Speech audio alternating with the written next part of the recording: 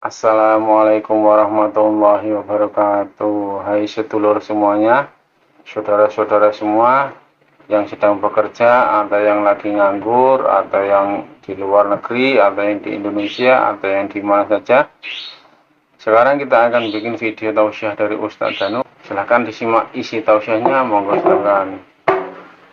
Ya, memang yang kita prihatinkan seperti itu. Jadi alat komunikasi atau smartphone itu bisa menjadikan sesuatu yang kita kerjakan itu lebih mudah, Memang. tapi juga bisa tetap ada dampak negatifnya. Dampak negatifnya ya seperti itu, anak-anak kita yang belum balik kadang-kadang, atau yang sudah balik pun sama aja. Jadi menggunakan gadget itu melebihi porsinya itu sehingga dia malas menggunakan atau menggerakkan anggota tubuhnya. Dia lebih senang bermain dengan apa yang ada di layar, yang hanya menggerakkan tangan, jempol dan sebagainya. Itu aja. Kalau namanya olahraga itu kan dia harus bergerak, dia harus melakukan suatu kegiatan. Kalau dia itu mau ngepel atau mencuci baju itu kan harus ada gerakan, dan itu biasanya capek. Nah, anak-anak zaman sekarang itu yang begitu itu Males capek ya? Males, ya. Dan ini sebenarnya juga diikuti dengan orang tuanya biasanya. Jadi orang tuanya itu terlalu memanjakan bisa. Atau memang orang tuanya itu menginginkan anaknya pintar bermain gadget. Ya ada orang tua seperti itu, walaupun juga banyak yang tidak. Nah, ada juga kalau yang orang tuanya anak-anaknya masih balita, Pak Ustadz. Biasanya kan anak balita kan sering rewel, begitu dikasih gadget, anteng udah orang tuanya juga tenang gitu. Biasanya gitu. Padahal itu nggak bagus ya, Pak Ustadz. Itu nggak bagus, kecuali kalau orang tuanya baru melakukan aktivitas yang penting. Itu boleh, kalau saya tetap boleh. Boleh itu karena apa? Memang dia nggak bisa megang anak, satu mengerjakan sesuatu yang penting itu nggak bisa. Tetapi juga tidak boleh anak yang baru balita itu dipegangi gadget terus, nggak boleh juga. Karena pengasuhnya bukan gadget sebenarnya. Betul. Pengasuhnya itu yaitu orang tua. Pada waktu orang tua itu dia itu momong anak sebenarnya ya.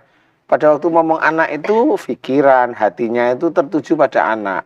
Dan senantiasa itu ingin, umumnya orang tua itu ingin anaknya melakukan ini, ingin anaknya selamat, jangan jatuh, jangan keterantuk, jangan melakukan sesuatu bahaya. Di situ ada doa di dalam hati sama pikirannya, itu ada doa sebenarnya. Betul. Kok begini mau jatuh langsung itu hati sebenarnya. Nah, Naluri ya. Naluri yang menjadikan doa kepada anak-anaknya. Nah, orang tua yang zaman sekarang itu jarang seperti ini. Maunya simpel. Maunya Malah terbalik. Ada juga kejadian, Pak Ustadz, anaknya berenang. Udah didiemin, ibunya nungguin anak berenang sambil main gadget, atau anaknya tenggelam, ibunya nggak nyadar. Lah ya memang seperti itu. Ya itu sama. Jadi jangan berpikiran bahwa permainan itu adalah menyenangkan hati anak. Nggak bisa. Harus ngomong, ibunya aja nggak hati-hati. Kenapa? Hobinya main gadget, gimana dia bisa ngeliat Teledor anaknya? ya. Anak belum akil balik, mana dia tahu kalau itu Bahaya. dilarang atau bahaya atau bagaimana, nggak ngerti. Nah, inilah sebenarnya menjadi doa yang itu akan diterjemahkan oleh Allah Ta'ala bahwa ini orang tuanya nggak sayang sebenarnya sama anaknya. Sebenarnya begitu terjemahnya.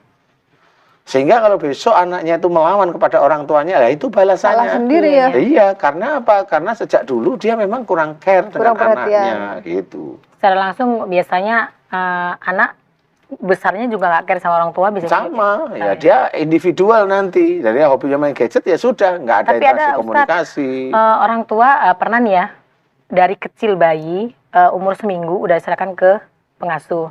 Tapi saya bilang, ntar kamu gedenya anakmu bisa-bisa nggak care sama kamu. Kan nggak tahu, ini masih kecil. Ntar kalau udah umur sekian baru aku care, kata gitu. Benar nggak sih itu, Ustadz? Biasanya kan anak naluri, Ustadz ya? Ya bukan naluri, sebenarnya gini. Sebenarnya ini yang tidak pernah dibaca oleh orang tua atau oleh orang pinter, maksudnya dokter atau siapapun orang pinter atau psikolog, itu nggak pernah dibaca. Jadi sebenarnya di dalam salah satu hadis menceritakan bahwasanya anak yang belum akil balik, belum ada dosa, itu sebenarnya terkait semuanya. Sebenarnya terkait. Belum ada dosa, berarti kalau ada anak yang sakit, itu sebenarnya yang diambilkan adalah kesalahan orang tua yang dimunculkan melalui anak sebenarnya. Jadi kenapa seperti itu? Loh, kenapa Allah memunculkan sakit itu pada anak? Karena biasanya kalau orang tuanya yang sakit, biasanya dia beli obat sendiri ke dokter. Dia tidak pernah berpikir bahwa dirinya ada kesalahan. Nggak pernah. Tapi kalau ke anak, anaknya panas ditungguin, doa beneran. Tapi doanya doa-doa biasa. Nah, inilah sebenarnya berhubungan dengan yang tadi. Sebenarnya pada waktu anak ini ada di dalam kandungan sampai akhir balik, ini harusnya dalam pengawasan orang tua dan doa dari orang tua. Penuh ya. Ya, pada waktu tadi kalau saya ceritakan bahwa anak itu bermain, orang tua itu ada doa yang di ini, jangan seperti ini, mudah-mudahan anak saya tidak seperti ini, kan doa terus sebenarnya, Iya. walaupun tidak terucap. Tetapi keinginan itu anak saya Akan selamat, gitu, ini seperti kayak umumnya anak renang, dia mau gini, oh anak saya renang kan belum ini ya, kali dia ke sana, sudah taruh. Nah di sini kan ada doa. Doa maunya, jangan ke sana nak, sana agak dalam. Iya, Itu iya. kan doa sebenarnya. Jadi kesini aja. Nah itulah yang dibaca oleh Allah Ta'ala. Itulah namanya care. Jadi bukan nanti dia kecil tidak tahu. Bukan dari anaknya yang tidak tahu atau tahunya. Sebenarnya yang tahu itu malah Allah. Jadi pada waktu dia, si orang tua tidak care dengan anaknya. Ada perhitungannya sendiri. Ada perhitungan sama Allah, ya. sendiri ya. dari Iya, Allah iya. sebenarnya Oke, gitu. oke, Nah itu yang tidak pernah dipikirkan. Iya, benar. Bahwa itulah hubungannya. Makanya kalau ibaratnya anaknya itu nakal, berani sama orang tua, gampang kok. Ditanyain aja orang tuanya. Dulu sama orang tuanya biasanya begitu. Oh gitu ya. Oh, Bang, ya? insya Allah pasti. Pasti kalau saya sudah.